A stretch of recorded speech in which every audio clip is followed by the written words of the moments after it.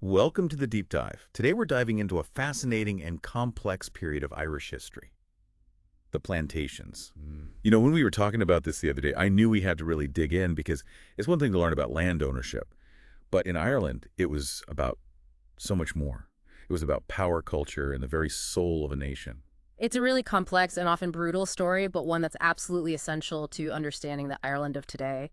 And your source, Chapter 10, notes the Plantations.pdf. It provides some incredible insights into this period and how it really reshaped the very fabric of Irish society. It does. So let's start our journey way back before the Tudors even show up. What was Ireland like in those days? Paint us a picture. Okay, so imagine a land with its own very ancient rhythm, its own legal systems, its own way of life. The English were operating under common law, and to them that was pretty straightforward. Land means individual ownership. But in Ireland, especially once you get beyond the Pale, a completely different system prevailed. Brehon law. Okay, Brehon law. That's a new one for me, and I'm betting for a lot of our listeners too. Yeah. What's the key difference here? All right, so imagine this. You're part of a clan, right? And the land that your family farms has been worked by your ancestors for generations. Now, under Brehon law, you have the right to use that land to provide for your family, but you don't own it outright. The land belongs to the clan as a whole, a shared legacy, a responsibility passed down through the ages. Wow, so it's this profound connection to the land, a sense of belonging that goes far beyond simple ownership. It's just a completely different mindset. No wonder the English had a hard time wrapping their heads around it. Exactly. Imagine trying to impose your legal system on a culture that views land ownership as this communal, almost spiritual concept. It was like speaking different languages, and it really set the stage for centuries of misunderstanding and conflict. Okay, I'm already starting to see how this clash of cultures is going to play out. But before we jump ahead, give us an example of how this Bresson law thing actually worked in practice. Okay, let's say the English, they win a battle against a Gaelic chieftain, right? Under English law, they'd expect to claim the chieftain's lands as like spoils of war, pretty straightforward. But under Brehon law, the chieftain didn't personally own the land. He held it in trust for his clan. So the English couldn't just waltz in and seize it. It'd be like trying to buy a car from someone who only has permission to drive it, not the actual title. Confusing, right? That's a brilliant analogy. And talk about a recipe for conflict. It's like two completely different games being played on the same field. Exactly. And as we move into the Tudor era, these cultural and legal clashes, they become even more explosive. Ah, the Tudors. Now we're talking. A dynasty practically synonymous with drama, intrigue, and of course Henry VIII. And you can't talk about the Tudors in Ireland without mentioning a man named Garrettmore Fitzgerald, the Earl of Kildare, often called the uncrowned King of Ireland. The uncrowned king. Now that's a title that demands attention. Who was this guy? Was he like challenging Henry for the throne? To understand Garrettmore, we need to kind of zoom out a bit and look at the bigger picture. England at the time was still recovering from the War of the Roses, this bloody power struggle that left the country really divided. Henry VII, he emerged victorious, but his grip on power was still pretty tenuous. So a newly crowned king, still trying to unite his kingdom. You're setting the stage for some serious power plays. Exactly. And Garrettmore, well, he was a master of navigating the treacherous waters of power. He'd actually supported the losing side in the War of the Roses, the House of York. Wow, backing the losing side. That's a bold move. Yeah. Risky, yes, but he was a survivor. And not just a survivor, he thrived. He consolidated his power through strategic marriages and alliances, building this loyal following that made him the most powerful man in Ireland.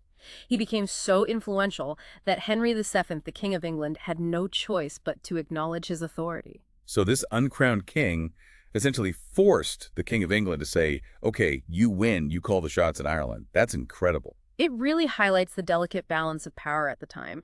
Henry couldn't afford to alienate Garrettmore, especially with Ireland being so strategically important, but their relationship was this constant dance of suspicion and uneasy alliances. Sounds like a recipe for some serious historical drama. No, it absolutely was. And just when things couldn't get any more complicated, enter Henry VIII, a man with an ego even bigger than his father's and a whole new set of problems to deal with. Ah, yes. Henry VIII. 6 wives, a penchant for excess, and a burning desire to control everything and everyone around him. How did his reign impact Ireland? Well, for Henry, Ireland represented both an opportunity and a threat. He saw it as a potential source of wealth and resources, but he was also deeply suspicious of its Catholicism. So we left off with Henry VIII giving the side eye to Ireland. Yeah, he inherited this whole situation from his father, and with all that Catholicism across the Irish Sea, he definitely saw it as a problem. I mean, can you blame it? This is Henry VIII we're talking about here. Right, this is a Yeah, guy who broke from the Roman Catholic Church, founded his own Church of England, all to get his way. exactly. So how did Ireland's unyielding faith play into Henry's plans? He saw it as a huge weakness, strategically speaking. I mean, you can't exactly control a king who claims power from God, can you? And Henry was all about control. So what do you do? He needed Ireland under his thumb, politically and religiously. So he came up with this plan, this surrender and regrant policy. Surrender and regrant. It sounds almost polite for something Henry VIII cooked up, It was his way of asserting dominance, reminding those Irish lords who was really in charge. basically. I mean, it's a lordship you've got there. Be ashamed if something were to happen to it. Pretty much. It was a way to dismantle the existing power structure and replace it with people loyal to the crown. So did it work? Did the Irish lords just roll over? Some did, figuring it was better to bend with the wind. Others, not so much. They resisted, sometimes openly, sometimes in secret. And knowing Henry, I bet defying him wasn't exactly good for your health. Let's just say Henry wasn't known for his forgiving nature. But here's a fun fact. Remember the Archbishop of Dublin? Yeah.